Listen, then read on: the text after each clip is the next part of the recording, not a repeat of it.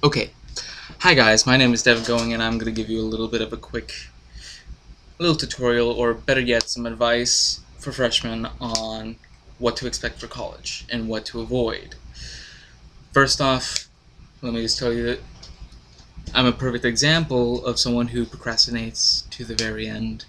I call myself the master procrastinator, but I'm starting to lose my title because here I am doing extra credit. So, for the main piece of what I'm going to be telling you is one, don't be like me your freshman year. You will suffer and it will hurt, and when you fail, it'll be your fault. So, let's get down to it. The first point that I'm going to be hitting is what I wish I knew before coming to college. I personally wish that I knew that everything was going to be online. I was pretty set on the idea that the majority of the information would be there, but I still had the mentality of a high school student.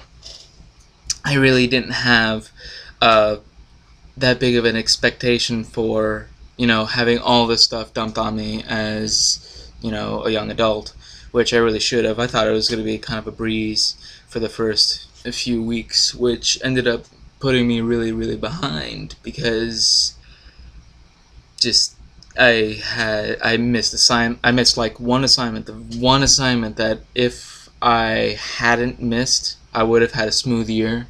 But because I missed this one assignment, I was destined to suffer throughout the semester.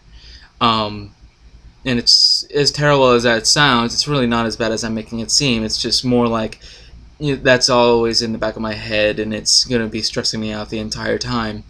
Um, so avoid that. Avoid just when you first come into class, first day of school, first week, first month of your semester.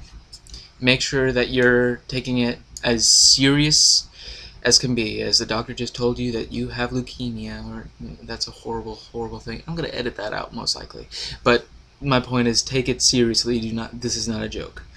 Um, which is something I wish I took more seriously. Anyway, in order to be successful in your course, it one you have to enjoy it.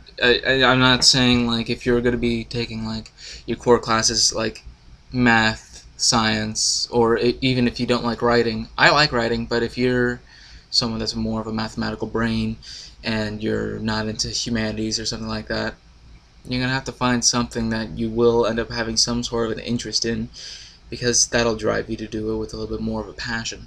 Um,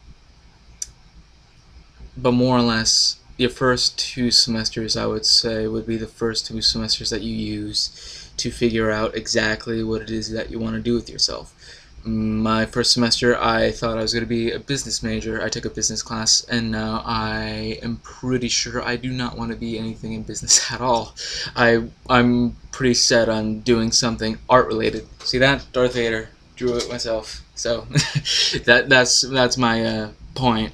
I I would recommend that you take this time to find out what you really want to do.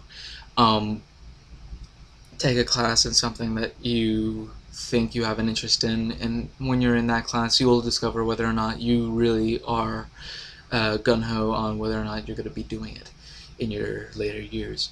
Um, and that all kind of ties back into managing your stress levels. If you are taking a class that you absolutely despise and you're failing in, most likely it's not going to help, because the fact is you are going to be eating yourself out from the inside, because it hurts knowing that you're doing poorly in a class for stupid reasons. For example, this class is probably the only class that I'm actually suffering in, and I think I'm only going to get like maybe a B, but still, it kind of irks me. That's my point. Anyway, now back to the fact that I am an absolute procrastinator. Don't do that. I'm working myself out of that habit as we speak, but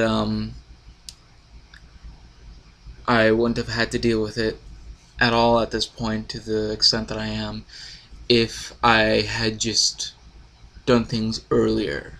And not even like the day that the assignment was assigned to us. No, more like progressively. Like I burn through things like a wildfire within 2 or 3 hours.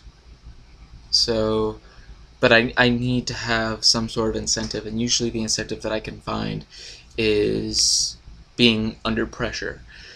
And it's difficult to put myself into that position without having like absolute knowledge that if I do not do this, I am absolutely yeah, there's words for that. Absolutely gonna suffer the consequences. Let's just put it like that. There's a few words that I would like to use, but this is for college. This is an educational and scholarly assignment for me and you.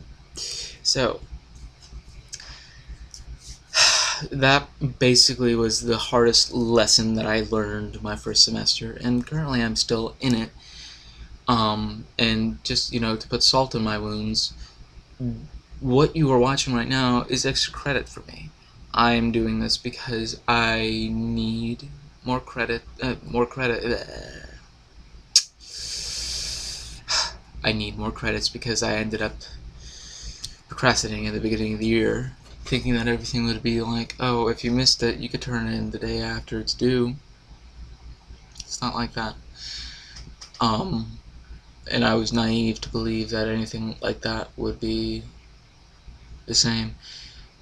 Your professor most likely will give you a chance to do things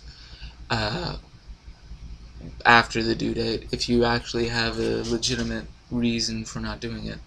Say you were in the hospital, car accident, something like that. Most likely your professor is a human being. They will probably be able to talk to you on the subject, and if there's something that inhibits the ability for you guys to actually draw back the assignment due date for you to actually get credit for it, most likely they'll give you some sort of an assignment to make up for that credit. Hence the video I'm giving you right now. So, just remember that your professor is a human being and will most likely listen to reason if what you're selling them is actually truthful and you're not just, making up a lie. In that case, people are pretty easy to figure out whether or not you're lying in situations like that. Anyway, I'm off topic, but let's get down to just like itty bitty gritty things. This is only going to be a few more seconds, but still. The first semester that you come in, I would genuinely recommend that you listen to everything that you are told. If your college has centers that will help you in careers or something like that, career centers at Valencia, for example, or if you have a library that has books or something like that that you could use for sources or something like that, if you're not exactly tech savvy for databases like I am, because I got really stressed out about using databases because everything is so specific. So in turn, I decided to use books that had a little bit more broader information on topics that I had to write about. Just an example. You have resources at your campus. Utilize them to the best of your ability and do what you actually believe you should do as a young adult. Because here, like it or not, if you don't believe that you actually are that mature for the age group that you're in, or for even being in college, it's time to grow up. It's time to put on your big boy pants, and it's time to go to college.